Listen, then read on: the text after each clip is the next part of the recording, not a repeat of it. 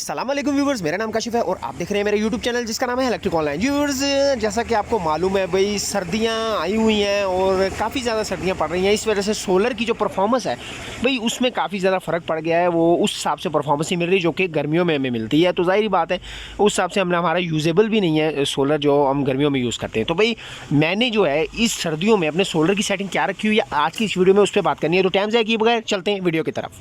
जी तो प्यारे दोस्तों, ये सिंको का 60 एम्पेयर का सोलर चार्ज कंट्रोलर है। ये एमपीपीटी सोलर चार्ज कंट्रोलर है। तो भाई इसकी सेटिंग निकालने के लिए आपको बीच वाला बटन जो है वो 4 से 5 सेकंड ज़ोर से दबाना पड़ेगा। इसकी सेटिंग निकल आएगी। मैंने लाइट ऑफ कर दी ताकि आपको ये क्लियरली नज़र आ जाए। तो भाई ये देखें, इसके दरमियान वाला बटन को मैं 5 से 6 सेकंड को प्रेस करके रखूँगा और इसकी जो है वो सेटिंग निकल आएगी।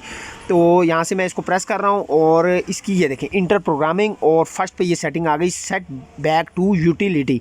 तो भाई ये तो हमारे किसी काम का नहीं है क्योंकि हमने इसको इस यूपीएस के साथ डायरेक्टली अटैच नहीं किया हुआ। इसको हमने ऑटो पे नहीं रखा हुआ, इसको हमने मैनुअली चेंज करते हैं चेंज ओवर के ज़रिए। तो भाई वो भी मैंने पिछली वीडियो में इसकी डिटेल से बनाई हुई है, वो भी देख लीजिएगा, लिंक मैं दे दूंगा। तो भाई ये देखें, सेट फ्लोट चार्जिंग यहाँ से शुरू होता है। इसको मैंने जो है वो रखा हुआ है 13.7 पे। वैसे ये 13.2-3 पे रखते हैं, लेकिन क्योंकि आपको मैंने पता है सर्दियाँ हैं, धूप वैसे ही नहीं निकलती, तो इस वजह से इसको हमने उस हिसाब से रखा हुआ है। ये सेट बल्क चार्जिंग को देखें भाई 14.6 पे रखा हुआ है। ये 14.2 होती है वैसे, क्योंकि धूप नहीं है तो इस वजह से।